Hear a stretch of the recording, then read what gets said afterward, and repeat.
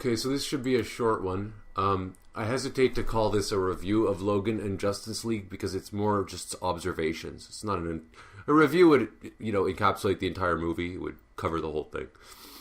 People shouldn't speak so lightly about being reviewers, being critics. I wish critics were more responsible. Peter Travers, whoever the hell, all the professional movie critics don't know the first thing about criticism. It's evident because I've studied like just a little bit of art criticism, so I understand a little bit, and I don't see them observing any of the fundamental elements to criticism or taking it very seriously. Anyways, Roger Ebert once left a movie halfway through. Any art critic should know that that's extremely unprofessional. Moving right along, Logan. Okay, so I watched that movie for the 7th time the other day, and blown away by how perfect it is. And I realized this is essentially a father-daughter story, and that's the beauty of it. That's really at its heart what's going on the entire time. He's learning how to be a father. She's learning to trust her father. He protects her. He saves her at the end. She protects him. She takes care of him. He's a bad father. He learns that maybe he could be a good father. And it's just great to see a story that knows what it is. And then I was thinking, that's the problem with The Last Jedi. It has no idea what it is. You can sum up every single Star Wars movie in one sentence. So I'll just do it. I'm going to wing it. A New Hope. It's about Luke learning how to be a man. Empire Strikes Back. It's about Luke learning that his father is evil. Return of the Jedi. It's about Luke saving his father. And then we'll even go further. The Phantom Menace. It's about Obi-Wan becoming a Jedi, becoming a man. Attack of the Clones is more difficult, but it's trying to be about Anakin falling in love, I suppose. And then Revenge of the Sith is about Anakin turning evil. Okay, so that's like 3 words. Anakin turning evil. What could you say The Last Jedi is about? And I was thinking, you might want to say it's about Rey learning the Force, but the thing is, she learns the Force halfway into the movie and faces Snoke right away. So the movie isn't about her learning the Force. She already learned the Force halfway through.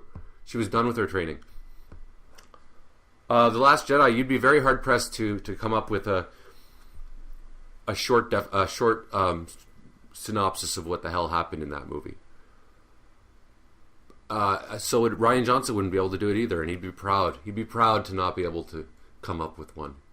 Oh, you gotta read 20 books. It would take a year to explain what the hell that movie was about. That's why scholars will be so puzzled by it for years to come. That's actually what Schoenberg said when he thought of his 12-tone theory. It's what every hack says.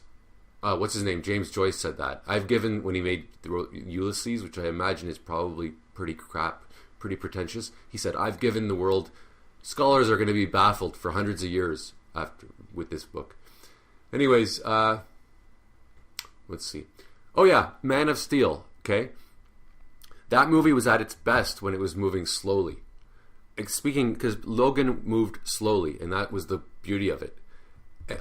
Man of Steel was at its best when it was moving slowly. All the Krypton crap, all of the plot details just sucked. But otherwise... I think plot twists are cheap. Kubrick didn't use plot twists.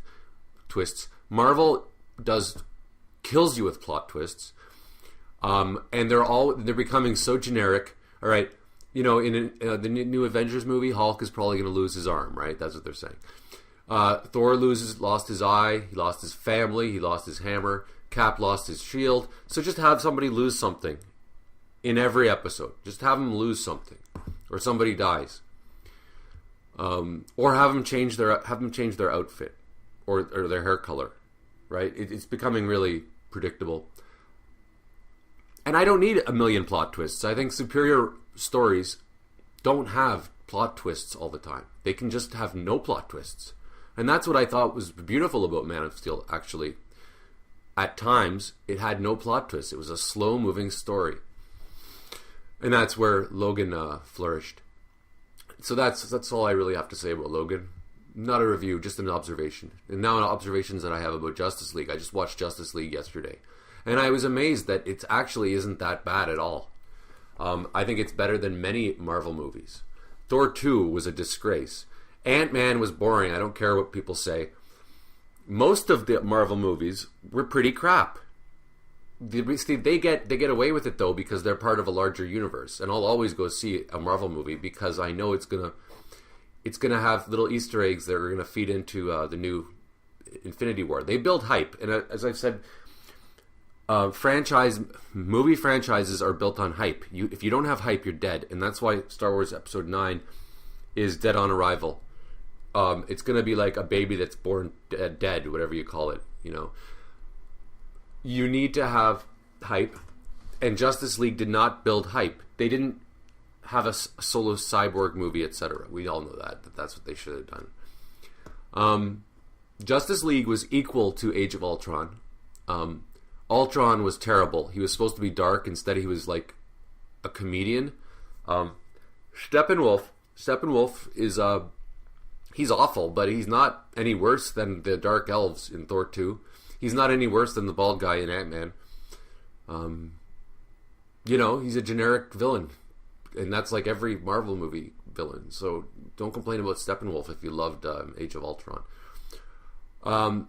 Cyborg, yeah, Cyborg sucks. But you know who else sucks? Hawkeye. Hawkeye sucks. As well as many others.